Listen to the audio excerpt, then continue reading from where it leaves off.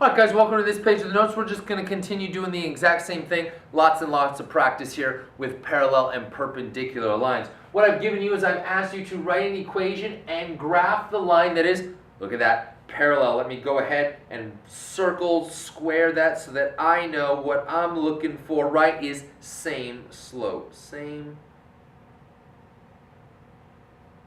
slope. Same slope as what? Well, the exact same slope as the line that I was given, and this one's already in slope-intercept form. I don't have to do anything to it. I know that my slope is a 1/2. Man, I am such a nice guy. Such a nice guy.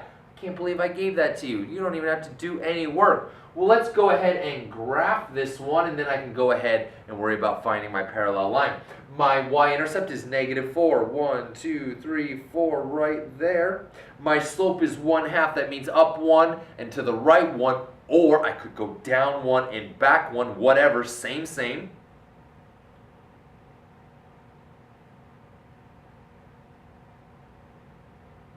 Down 1 and back 1. In fact, going down 1 and back 1 works so well, I'll try it a couple more times.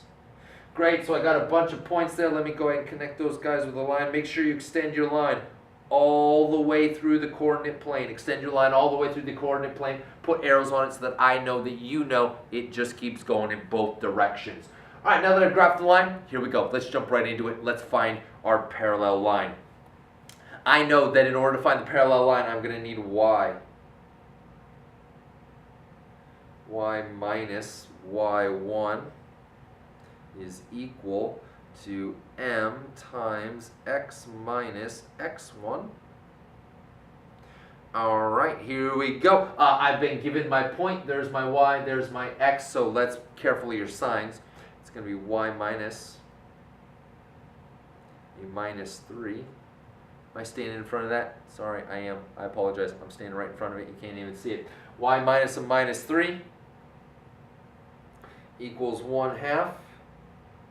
Yeah, 1/3. What? 1/2. There we go.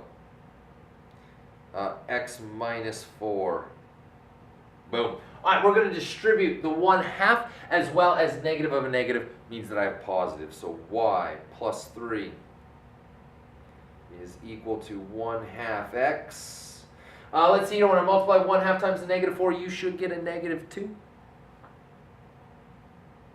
Let's subtract the 3 to the other side. That's easy. That means y is equal to 1/2 x. And a -2 minus 3 should be a -5. Here is my parallel line. Let's do it. Y-intercept is -5. 1, 2, 3, 4, right there. My slope is 1/2. That's up 1 and to the right 1. Or I could go down 1 and back 1. Same. Put a couple of these points in here, just enough to sketch this guy out. That should be good enough. Make sure you extend your line all the way through the coordinate plane, putting arrows on it so that I know, you know, it just keeps going. There we go. I've got my parallel lines. Much simpler when I've already given you the equation in slope-intercept form. So let's go ahead and try another one. Here we go. What I'm asking you to do in this one, ooh, look at that. I even use our fancy physics term. I want you to find the line that is normal. You should right away hopefully recognize that as being parallel, which means you're going to need the negative reciprocal. So let me do negative recip.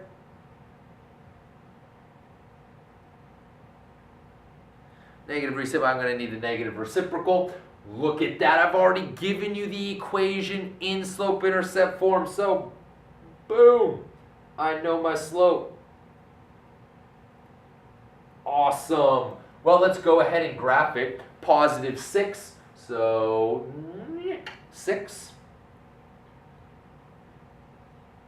And my slope is 1/4. That's up 1 and over 4. Or I could go down 1 and back 4. Same thing. Up 1.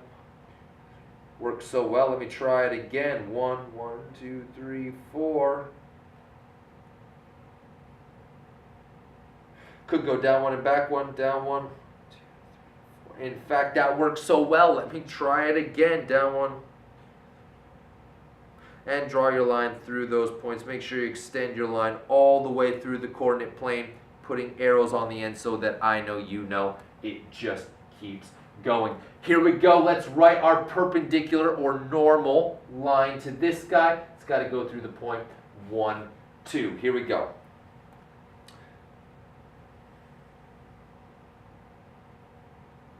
Y minus y1 is equal to m times x minus x1. That y1 doesn't look so good. It looks kind of sick. That y1 looks kind of sick. Let's fix it. There we go. That's a much better y1. Much, much better. That one doesn't look nearly as sickly. Okay, y1 is going to be 2, x1 is going to be 1. Ooh, I need my slope. Let's find my slope. Well, I know the slope needs to be, because it's normal or perpendicular, I need the negative reciprocal. All right, well, 1/4, I make it negative. That means it's now going to be negative. So there's negative. And then I need to flip it. Well, when I flip 1/4, I wind up with just 4. So my slope is going to be a -4. That's nice. So now I'm going to have y minus 2 equal -4 times x minus 1. All right, here we go. Let's do a little bit of quick math. Y minus 2 is equal to -4x. -4 times a -1 is going to be a +4. I need to add the 2 to the other side. So y is equal to -4x plus 6. Look at that. My lines actually have the exact same y-intercept. That is so cool. I love it when math throws us little surprises like that. Awesome. My slope is -4. What that means is I can go down 4 and to the right 1, or I could go up 4 and back 1. Whatever, same. 1, 2, 3, 4 over 1. 1, 2, 3, 4 over 1. Works so well, let's go the other way. 1, 2, 3, 4, back 1. All right, let's go ahead and draw our line, extending it all the way through the graph. Actually, I'm so sorry. I actually run out of graph here. But anyway, there's my line. I know it got a little squiggly on me, a little squirrely. I apologize. And here's what I'd like to do. This is the equation for the perpendicular line. Those do look like they're 90 degrees to me. Let's check to make sure, though. Remember, you were given this point right here. They told you your perpendicular line must go through this point. Does it? Let's check and see. Does my red line, which is my perpendicular line, go through the point 1, 2? Well, I go over 1, I go up. It sure does. That happens to be a point on my red line. I feel very, very confident now that I have done this correctly. That concludes all the problems on this page of the notes. Head on over to the next page. We'll try a couple more, and I'll meet you there.